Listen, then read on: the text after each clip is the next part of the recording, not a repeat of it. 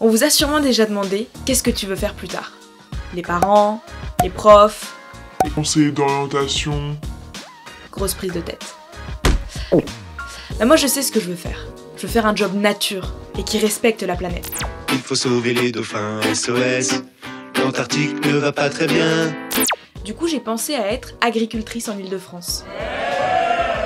Quand je l'ai dit à ma mère, elle a pas franchement kiffé. L'agriculture ? Mais enfin, attends, on n'est pas une famille d'agriculteurs, non ? Tu veux vraiment travailler toute ta vie au milieu de nulle part, dans la boue et sans internet ? Et sans internet ? Et sans internet ? Enfin, c'est pas pour toi ça, ma chérie. Oui bon, c'est vrai que j'aurais un peu de mal à vivre sans internet. Mais Baptiste m'a rassurée. Il m'a envoyé cette vidéo. Alors ici on n'est pas du tout coupé du monde, ici on a internet, on a des nouvelles technologies, toutes nos activités sont connectées les unes avec les autres et même nos animaux sont connectés. Donc on utilise des logiciels de gestion de troupeaux, on utilise des capteurs pour mesurer le comportement naturel de l'animal, améliorer leur santé, améliorer leur bien-être animal aussi. Ces capteurs, ça se présente par exemple sous la forme de podomètre, où on peut savoir combien de pas une vache a réalisé par jour ou combien de temps elle est restée couchée. On a également donc sur des parties plus énergie renouvelable, donc aussi des maîtrises par capteur, par exemple des maîtrises de production de biométhane, qui sont des énergies durables sur l'avenir. Tout ça, ça se conduit par des nouvelles technologies, par internet, par des ordinateurs. Et c'est grâce à ces nouvelles technologies, ces moyens informatiques qu'on peut maîtriser aujourd'hui nos activités agricoles et maîtriser au mieux le bien-être et l'environnement et nos rejets dans l'environnement. Merci Baptiste.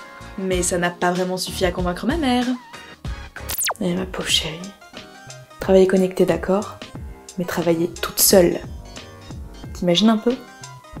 Et bah justement, dans les grandes cultures, les relations avec les professionnels et le voisinage sont hyper importantes. Et pour vérifier ça, on part chez David. Donc je suis avec mon voisin et ami agriculteur Jérôme, avec qui je travaille en entraide toute l'année. Nous débutons la récolte de maïs, donc lui se trouve sur la moissonneuse, pendant que moi je livre le grain à notre coopérative agricole. Nous sommes également avec notre conseiller agricole de la Chambre d'agriculture, Christophe, donc, qui a mis en place des essais variétés sur ma parcelle de maïs, qu'on a suivi toute l'année ensemble. Donc il est là pour déterminer les performances variétales et récolter un échantillon de chaque variété. Au niveau des vidanges, tout se situe du même côté de la machine. Jérôme et moi avons fait la demande auprès de notre concessionnaire de matériel agricole pour avoir une moissonneuse de démonstration, car nous envisageons de renouveler la nôtre. Donc plus de place, plus d'accessibilité. Frédéric a su répondre présent pour nous présenter toutes les évolutions technologiques sur sa moissonneuse batteuse de démonstration.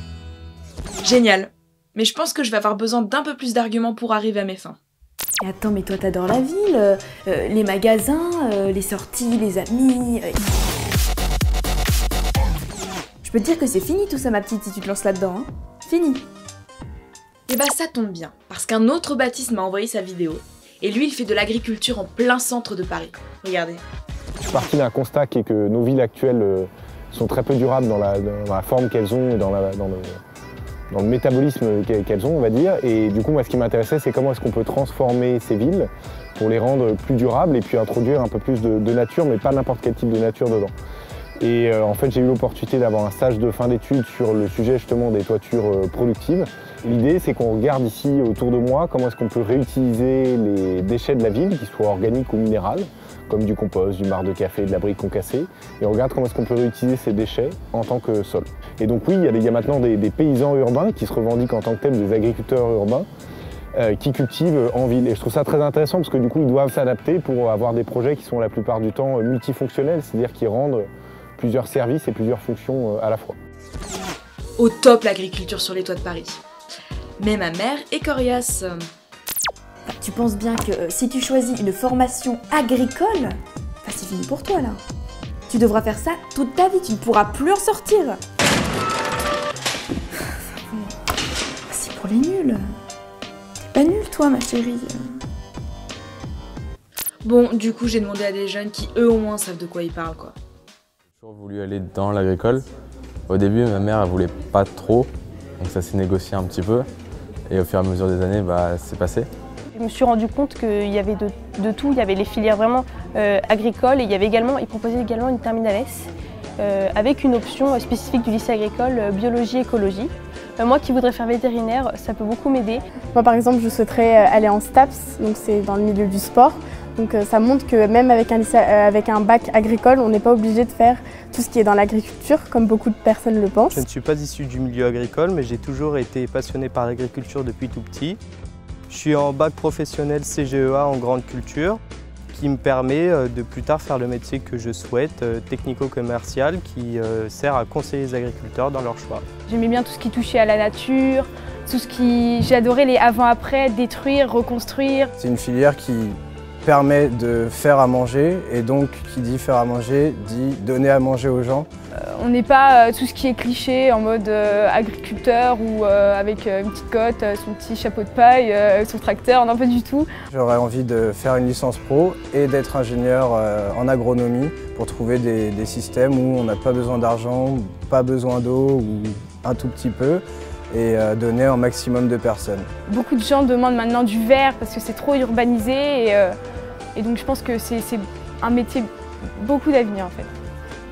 Bon, c'était pas gagné, mais j'ai finalement réussi à convaincre ma mère. Et je commence un stage de jardinier paysagiste la semaine prochaine. Alors si vous voulez faire comme moi, ou juste vous renseigner sur les formations agricoles en Ile-de-France, allez voir les sites que je vais mettre en lien dans la description de la vidéo.